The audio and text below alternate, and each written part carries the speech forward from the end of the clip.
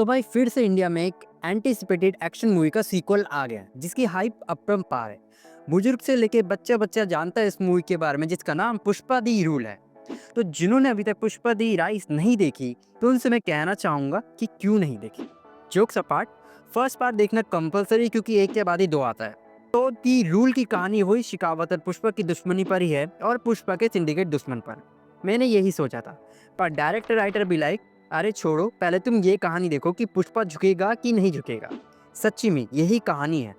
Movie भूल गई शिकावत को, सिंडिकेट के दुश्मनों को। पुष्पा दी रूल टाइटल को ही जस्टिफाई करती है, जिसके ऊपर बात करेंगे कि क्या झोलमाल है ये और कैसी है ये मूवी, ये सब होने के बाद भी, जिसके ऊपर पूरी एनर्जी के साथ मैं बात करूंगा और प्रकाश डालूंगा। तो भाई बात करते हैं इसकी स्टोरी पे। मैं ग्रेविटी वेविटी के पीछे नहीं घुसूंगा, मैं सिंपल बात रखता हूँ अपनी। मैंने 5 कारण की वजह से ही मूवी देखी थी। अल्लू अर्जुन माय फेवरेट, फाफा बड़ी बातचीत obvious, Pushpa Shekhawat face of, syndicate villains जिनका अच्छा सेटअप था, एंड जापान स्टोरी जिससे दी राइज शुरू हुई थी। ओके, पर सूत्रों से ये पता चला था जिसके बारे में मुझे नहीं पता और अभी भी ठीक से नहीं पता, कि इसमें काफ़ी रीशूट्स हुए थे, जो कहा जा रहा है कि स्केल बड़ा करने की वजह से हुए। क्योंकि फर्स्ट पार्ट जब बनी थी, जिसका अपडेट मैंने ही दिया था कि कहानी एक पार्ट में कवर नहीं हो रही, इसलिए 2 पार्ट में आएगी मूवी, और 10% शूटिंग भी होगी सेकंड की। पर फर्स्ट पार्ट के क्रेज़ की वजह से कहानी में चेंजेस हुए, जहाँ फाफा की नाराज़गी भी थी कैरेक्टर को लेके सुकुमार से, जिस पर मैं आगे बात करूँगा। तो इस वजह से फेस ऑफ हो गया, सिंडिकेट और जापान की स्टोरी साइडलाइन होगी पूरी तरह से, मुझे ऐसा लगा। जो मुझे अच्छा नहीं लगा, ऑब्वियस सी बात है, मैं तो ये देखने गया था ना मूवी में। पार्ट 2 का मोस्टली फोकस जो इसका कोर था, वो इसका इमोशन पार्ट फैमिली ड्रामा था, जिसको अल्लू अर्जुन ने बेहतरीन तरीके से कैरी किया, डिलीवर किया स्क्रीन में, जिस कारण इसका इंटरवल ब्लॉक तगड़ा था, सीटी मारता। पर राइटिंग है ना मेरे भाई, कमबख्त इसी ने ही सेकंड हाफ खा लिया। अच्छा बिल्डअप कर दिया था इंटरवल ने, जो फायर था, मगर एंड वाइल्ड फायर नहीं बन पाया पूरी तरह।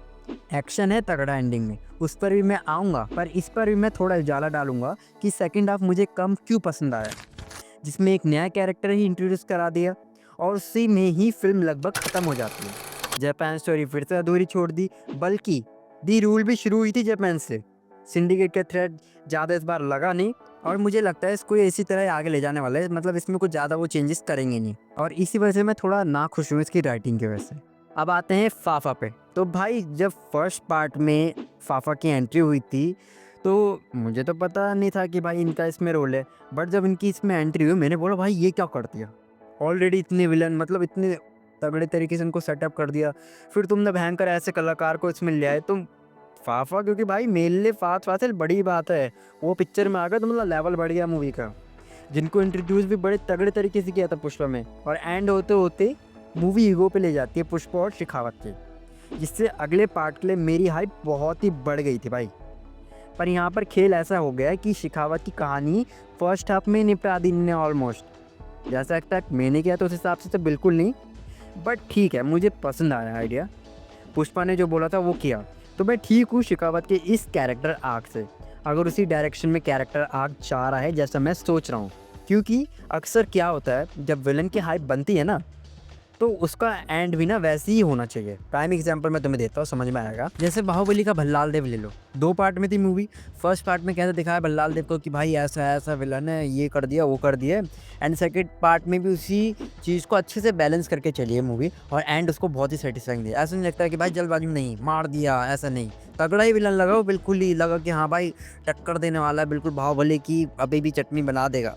लेकिन एंड बहुत सेटिस्फाइंग लगता है, और जो फर्स्ट पार्ट में था सेकंड में भी बना कर रखा उसे, और अच्छा सेटिस्फाइंग एंड दिया, मज़ा आता है देखने में। और दूसरी तरफ KGF 2 ले लो। KGF 2 में संजय दत्त का लुक है, बाइकिंग सा लुक दे रहा भाई, फील आ रही है हाँ भाई बहुत खतरनाक होगा, बढ़िया होगा। लेकिन भाई जब एंड हुआ ना उस कैरेक्टर का, मैंने बोला भाई क्या लिखा है, किस हिसाब से तुमने विलन इतनी जल्दी मार दिया यार, उसकी हाइप बनाई थी, क्या कर दिया। ये मुझे फील होता है, बहुत से लोग को ऐसा ना लगे शायद, बट ऐसा फील होता है। आई नो ऑफ टॉपिक हो गया थोड़ा, पर मैं जो कहना चाह रहा हूँ समझ रहे हो ना। प्रेजेंटेशन मेरे लिए बहुत मैटर करती है विलन के लिए। अगर आप उसको बाप लेवल का दिखा रहे हो, तो उसका एंड भी बाप लेवल ही होना चाहिए। तो मैं उम्मीद करता हूँ सुकुमार सर ने शेखावत की स्टोरी लाइन ऐसी नहीं छोड़ी होगी, और एक अच्छा आर्ट दिया होगा शेखावत के कैरेक्टर को आगे के लिए, क्योंकि एक सीन फिल्म में नहीं आया था फाफा का, जिससे लगता है अभी और कहानी बाकी है बताने को। तो मेरी होप है बहुत ज़्यादा इस कैरेक्टर से। At the end Bhanwar Singh का शेखावत एंड मेरे लिए बहुत मैटर करेगा इसका, क्योंकि एक्टर बहुत तगड़ा लिया है। अगर यूटिलाइज नहीं कर पाए इन्हें तो फिर वेस्ट किया भाई इन्हें मूवी में लेके, सीधी बात। अब इसके एक्शन पे बात कर लेते हैं। थोड़ी बहुत तारीफ़ें बहुत सुनने पढ़ने मिल रही है खुल के कमेंट्स वीडियो में। सो इसमें 3 एक्शन सीक्वेंस है फर्स्ट की तरह, और इनकी कोरियोग्राफी पहले से ज़्यादा क्रेजी लेवल पर है। जहाँ दी राइस के एक्शन काफ़ी ग्राउंडेड लगते हैं, ऑब्वियसली पॉसिबल थे वो भी एक्शन नहीं थे, पर प्रेजेंटेशन अच्छी थी उनकी, इसलिए लगता है यकीन आता है अंदर से हाँ भाई हो जाएगा। पर इस बार ना थोड़ा ज़्यादा गप एक्शन है, स्पेशली लास्ट वन। जहाँ दी रूल के 2 एक्शन सीक्वेंस है, इमोशन फैक्टर भी यूज़ किया गया है, जहाँ आपको पता है भाई ज़्यादा हो गया अब तो, मगर इन्हीं इमोशन फैक्टर की वजह से आप भी लाइक इंटू हो एक्शन में, बाहर में जाए फिजिक्स ग्रेविटी जो भी होती है, बस आप इंजॉय कर रहे हो। दिमाग एक्सेप्ट नहीं कर रहा है वो एक्शन सीक्वेंस, बट दिल भी लाइक सीन पे मत जा, फीलिंग को समझ, इमोशन पकड़। तो इसका एक्शन मेरे लिए तो गिल्टी प्लेजर था। और इससे एक बंदे की बात भी याद आ गई जिसने इसमें कमेंट भी किया था कि भाई मैं फिजिक्स तोड़ना पढ़ना है, जो सच्ची है भाई, पढ़ने तो नहीं आए। तो यार सबकी अपनी अपनी राय है एक्शन सीन्स को लेके, बट मैंने तुम्हें एक्चुअल बात बताया कैसा लग सकता है तुमको एक्शन सीन्स देखते हुए स्क्रीन में, या जो मैंने बोला वैसा ना भी लगे। ये डिसीजन तुम्हारे ऊपर है, तुम कैसे एक्सेप्ट कर रहे हो उस पूरे एक्शन सीक्वेंस को। अब आते हैं इसकी कॉमेडी पे। वैसे देखो कॉमेडी इतनी थी नहीं, थोड़ी बहुत ही थी, क्योंकि उससे कुछ खास फ़र्क मुझे तो लगा नहीं मूवी में, बट है थोड़ी बहुत। श्रीवल्ली और पुष्पा की बॉन्डिंग में उसको यूज़ किया है और उनके रिलेशन को पहले से और अच्छे से शाइन किया है मूवी में, जो मुझे अच्छा लगा।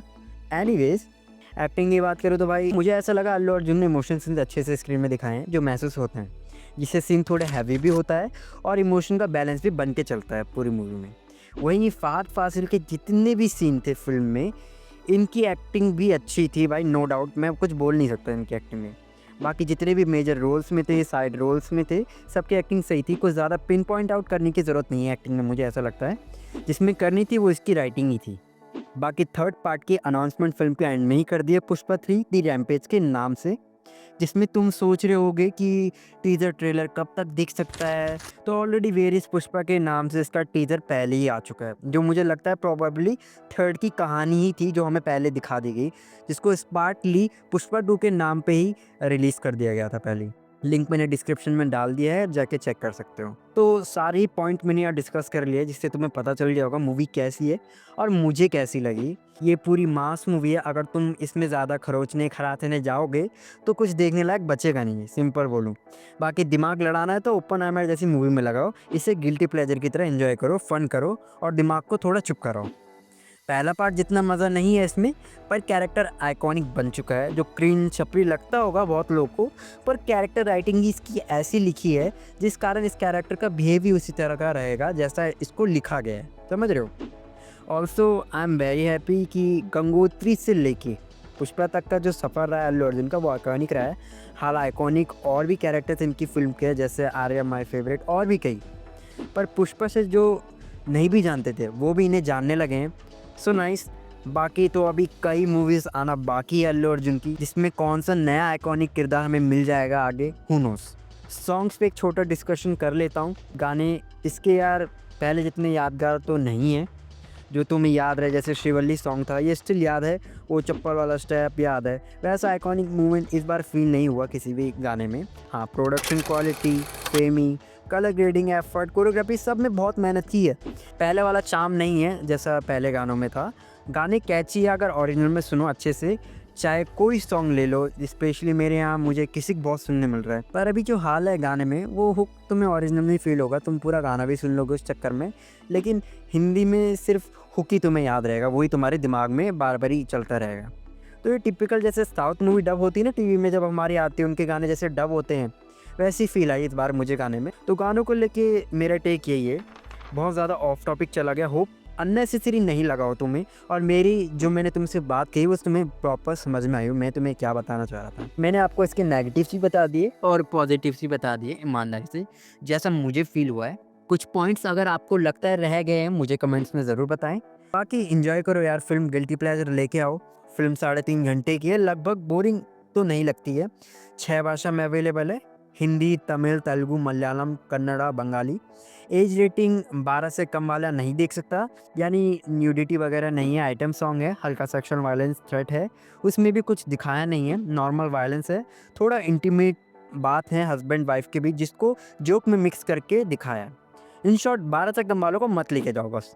तो पुष्पा की बातचीत यहीं ख़त्म होती है। कमेंट्स भर दो जिन्होंने ये मूवी देख ली और जिन्होंने नहीं देखी वो भी।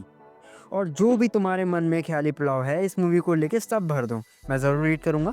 तब तक के लिए मेरी कोई नई वीडियो नहीं आती, इस वीडियो को लाइक शेयर करें, नए लोग से सब्सक्राइब कराएं, और जो नए हैं वीडियो अच्छी लगी, कुछ ख्याली पुलाव आपके और मेरे मैच करे तो सब्सक्राइब कर दो यार, जिससे मुझे ऐसी ही वीडियोज़ बनाने की प्रेरणा मिलती रहे। नमस्ते। Away, I, away.